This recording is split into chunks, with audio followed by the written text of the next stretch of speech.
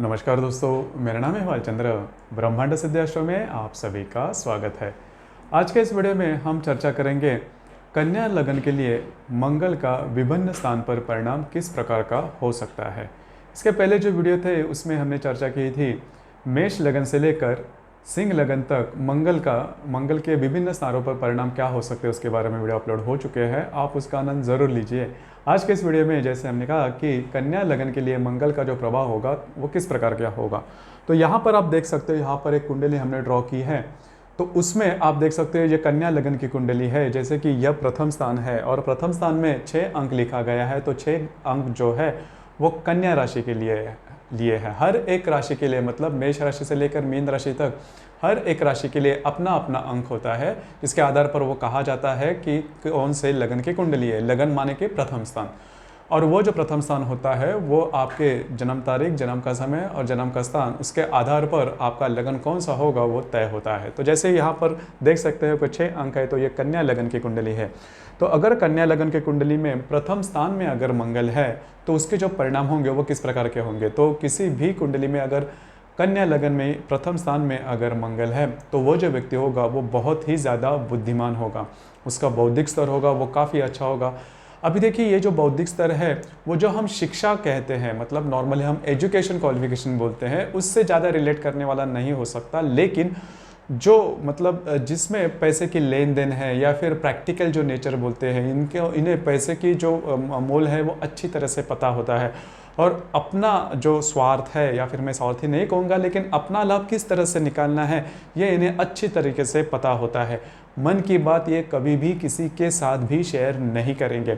आप जब भी इनसे इंटरेक्ट करोगे तो आपको पता चलेगा कि ये जो व्यक्ति है बोलने में बहुत अच्छे हैं, बहुत इंटरेक्ट करते हैं, या फिर बहुत ज़्यादा बुद्धिमान है। छोटी छोटी बातों को लेकर ये मन में बहुत जो बातें हैं वो समाये रहते हैं, तो ये बात होती है। लेकिन अपना जो लाभ है वो किस प्रकार से निकालना है ये इन्हें काफ़ी अच्छी तरीके से आता है। एम्बिशियस होते हैं और धैर्यवान भी होते हैं। लेकिन 2-3 बातें हैं उसके ऊपर थोड़ा ध्यान देना आवश्यक है। यह जो मतलब अगर किसी का कन्या लगन है और लगन में ही मंगल है तो उनको किसी ना किसी प्रकार की एलर्जी होती है। मतलब शारीरिक रूप से अगर देखा जाए तो किसी ना किसी प्रकार के प्रॉब्लम या कॉम्प्लिकेशन होते हैं, खास करके पेट और या फिर पीठ के बारे में छोटे मोटे प्रॉब्लम हो सकते हैं, तो इसके ऊपर थोड़ा सा ध्यान दीजिए। या फिर एलर्जिक होना तय होता है, तो किसी ना किसी प्रकार के शारीरिक प्रॉब्लम होते हैं। लेकिन इनकी जो इंटेलेक्चुअल होती है, मतलब इनका जो बौद्धिक स्तर होता है वो बहुत अच्छा होता है, और किसी भी परिस्थिति में अगर ये जन्मते हैं तो भी काफ़ी आगे तक ये बढ़ सकते हैं। दूसरे शब्दों में कहा जाए तो आर्थिक स्तर काफ़ी अच्छा इनका हो जाता है। इसके बाद हम चर्चा करेंगे कि यदि ये मंगल है वो द्वितीय स्थान में है।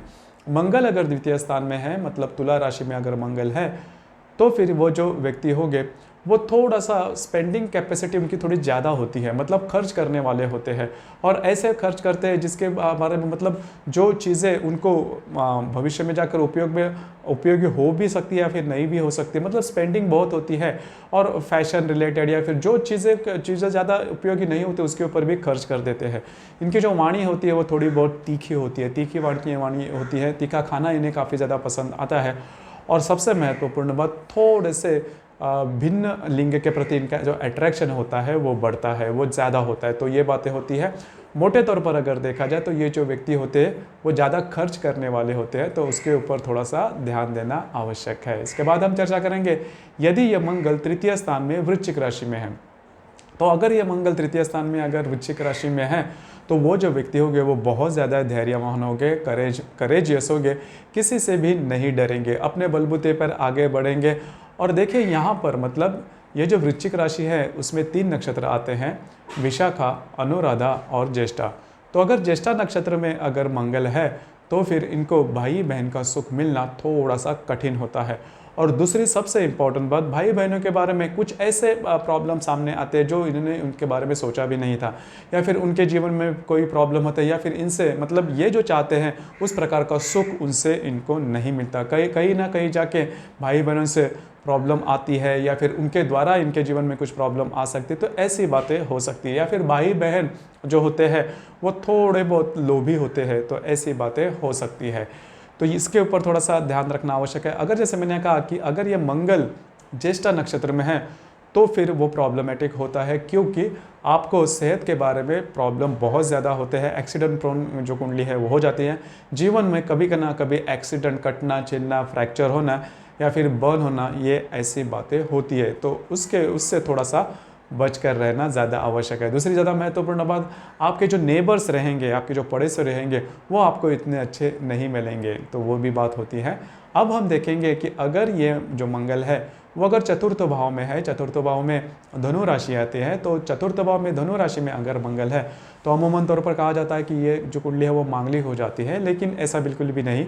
अगर चतुर्थ भाव में मंगल है तो मंगल के साथ कोई और अगर पाप ग्रह होगा, जैसे कि शनि, राहु, केतु, हर्षल, नेपचून या फिर रवि भी अगर होगा, तो भी जो वैवाहिक सुख है उसमें छोटे मोटे प्रॉब्लम आ सकते हैं, लेकिन मोटे तौर पर ऐसे कोई बात नहीं होती। हालांकि इस नक्षत्र में इस राशि में 3 नक्षत्र आते हैं, मूला, पूर्वाषाढ़ा और उत्तराषाढ़ा। तो अगर मूल नक्षत्र में अगर मंगल है तो फिर 2-3 बातें हो सकती है। माँ का सुख कम मिलना, या फिर माँ को ऐसी कोई व्याधि होना जो कि जल्दी से मतलब नॉर्मल नहीं होने वाली है, या फिर इनके बारे में, सेहत के बारे में छोटे मोटे प्रॉब्लम या कॉम्प्लिकेशंस आ सकते हैं, तो वह बात होती है। लेकिन सिर्फ और सिर्फ अगर मंगल आपके चतुर्थ भाव में है तो उससे कोई बड़ी प्रॉब्लम नहीं होती, तो उसके बारे में ज़्यादा कुछ सोचने की बिल्कुल भी ज़रूरत नहीं है। हालांकि अगर मंगल आपके चतुर्थ भाव में अकेले हैं, अगर आपका कन्या लगन है, तो वो अच्छी बात होती है। घर में सभी प्रकार के जो आधुनिक जो सुविधाएं होती हैं वो देखी जाती है, तो सिर्फ और सिर्फ मंगल होने से कोई प्रॉब्लम या कॉम्प्लिकेशंस नहीं आते। इसके बाद हम चर्चा करेंगे कि अगर आपके पंचम भाव में अगर मंगल है, मकर राशि का अगर पंचम भाव में मंगल है, तो ये जो बात है वो बहुत अच्छी देखी जाती है। ऐसे व्यक्ति होती है वो आउटडोर गेम जो होते हैं उसमें ज़्यादा इंटरेस्टेड होते हैं और खेलना कूदना इन्हें काफ़ी ज़्यादा पसंद आता है। दूसरी बात, शेयर मार्केट से वो डील करते हैं, रिस्क लेना इन्हें काफ़ी ज़्यादा पसंद आता है और रिस्क लेते हैं, रिस्क सोचे समझे रिस्क भी लेते हैं और बहुत ज़्यादा हार्ड वर्किंग होते हैं, तो ये बात होती है। दूसरी ज़्यादा महत्वपूर्ण बात, लव लाइफ के बारे में देखा जाए तो लव लाइफ में इन्हें सफलता ज़्यादा नहीं मिलती है। हालांकि इसके संदर्भ में शुक्र का विचार भी ज़्यादा महत्वपूर्ण है, लेकिन नॉर्मल अमूमन तौर पर अगर देखा जाए तो लव लाइफ में इन्हें ज़्यादा सफलता नहीं मिलती, लेकिन आर्थिक स्तर इनका काफ़ी अच्छा होता है, तो ये बात देखी जाती है जो कि ज़्यादा महत्वपूर्ण हो जाती है। अपने बलबूते पर आगे बढ़ना, ये बात होती है। अगर ये मंगल किसी और जो पाप ग्रह या फिर अशुभ ग्रह है, जैसे कि शनि, राहु, केतु, हर्षल, नेपचून या फिर रवि के साथ अगर हो, तो संतान सुख में वो थोड़ा सा प्रॉब्लम कर सकता है, तो उसके संदर्भ में गुरु का विचार भी महत्वपूर्ण होता है। लेकिन अगर इसके साथ कोई पाप ग्रह है तो संतान सुख में प्रॉब्लम हो सकता है।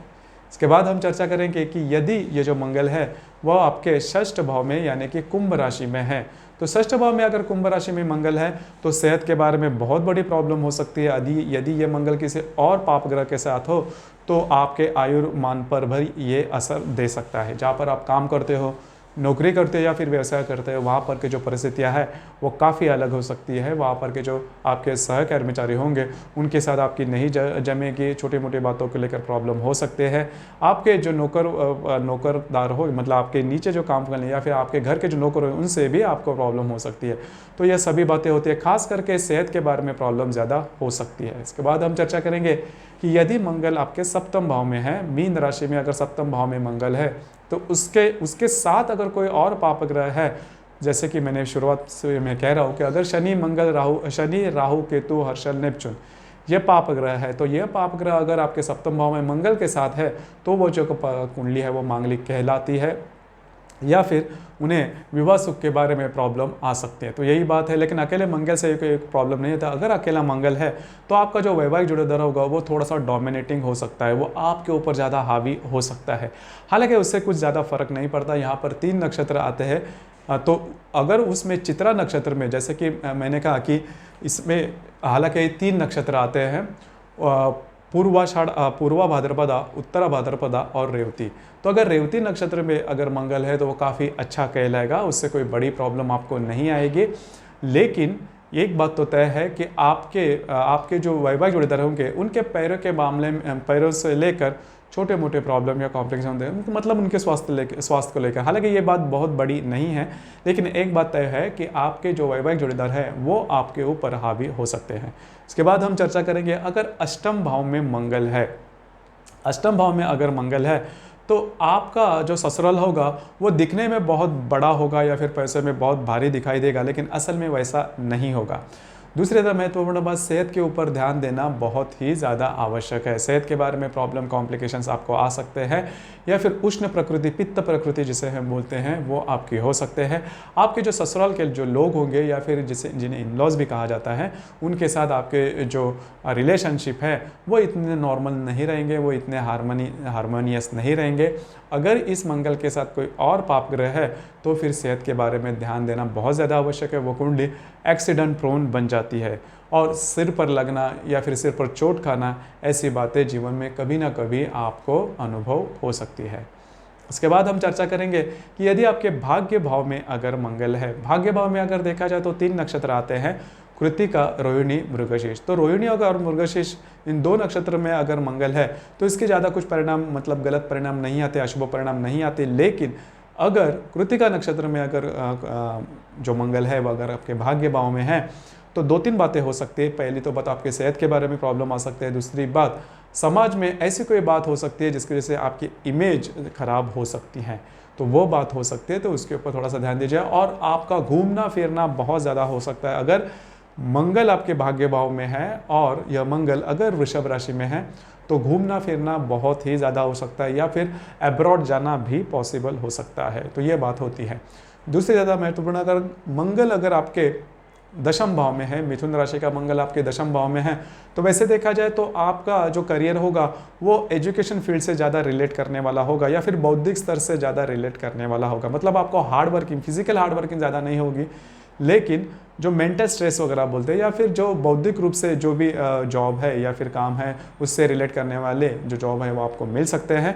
आप मतलब कई बार आपके जो करियर है वो चेंजेस हो सकते हैं। आपने देखा होगा कई ऐसे लोग होते हैं कि जो जीवन में कई नौकरियां करते हैं, छोड़ते हैं, स्थिर नहीं रहते, तो ऐसी बात हो सकती है। दूसरी ज़्यादा महत्वपूर्ण बात, आपके जो भाई बहन होंगे उनका सुख थोड़ा कम मिल सकता है, आपके जो पिता है उनका सुख भी थोड़ा कम मिल सकता है। तो इसके संदर्भ में बाकी के जो ग्रह है वो भी अभ्यास नहीं होते हैं, लेकिन मोटे तौर पर अगर देखा जाए तो भाइयों के बारे में, पिता के बारे में, ये जो मैंने बात की, सुख का कम होना वो हो सकता है।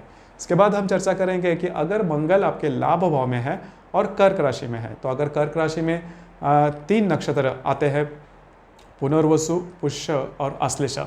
तो अगर आश्लेषा नक्षत्र में है तो आपका मतलब आपकी सेहत के बारे में प्रॉब्लम हो सकती है, या फिर आपके भाई बहन हैं उनका सुख थोड़ा कम मिल सकता है, और आपके जो मित्र परिवार हैं उनसे आपकी ज़्यादा नहीं जमेगी, उनके साथ छोटे मोटे बातों को लेकर तकरार वगैरह हो सकती है, बस वही बात है। लेकिन सिर्फ और सिर्फ मंगल आपके लाभ भाव में होने से, और वो भी कर्क राशि का, ज़्यादा कुछ ऐसे परिणाम आपको नहीं मिलेंगे। और एक बात कि अगर यह जो मंगल है वो मंगल अगर आश्लेषा नक्षत्र में है तो आपसे बड़े जो आपके भाई बहन होंगे उनका सुख आपको कम मिल सकता है, या फिर उनके जीवन में ऐसी कोई प्रॉब्लम वाली बात हो सकती है। अब हम चर्चा करेंगे कि यदि यह मंगल आपके व्यय भाव में है, सिंह राशि में, तो सिंह राशि में 3 नक्षत्र आते हैं, मघा, पूर्वा और उत्तरा। अकेला अगर मंगल है तो उसे मांगलिक नहीं कहा जा सकता, या फिर उसके जो परिणाम है वो नहीं मिल सकते। हालांकि अगर मघा नक्षत्र में है तो थोड़े बहुत अशुभ परिणाम मिल सकते हैं। इस मंगल के साथ अगर कोई दूसरा ग्रह है, पाप ग्रह है, तो आपके आँख के बारे में प्रॉब्लम हो सकती है, या फिर आपको पेट या पीठ के बारे में जो शारीरिक प्रॉब्लम है वो हो सकती है। अगर आप किसी को मतलब कर्जा देते हैं, लोन देते हैं, या फिर विटनेस रहते हैं, तो उससे भी आपको प्रॉब्लम हो सकती है। उसी प्रकार अगर आप किसी सरकारी व्यवस्था में हो, नौकरी में हो, तो आप भ्रष्टाचार के आरोप में पकड़े जाने के चांसेस बहुत ही ज़्यादा बनते हैं अगर आपके व्यय भाव में ग्रसित मंगल है, या फिर किसी पाप ग्रह से वो जुड़ा है, तो इसके चांसेस भी बहुत ही ज़्यादा बनते हैं। तो दोस्तों, ये था कन्या लगन के लिए मंगल का विभिन्न स्थान पर होने वाला परिणाम। आपको ये वीडियो कैसे लगा, आपने किस तरह से अनुभव किया, इसके बारे में नीचे कमेंट बॉक्स में ज़रूर कमेंट करना। और अपना जो चैनल है ब्रह्मांड सिद्धि एस्ट्रो, इसे भी लाइक, शेयर, सब्सक्राइब ज़रूर करना। धन्यवाद।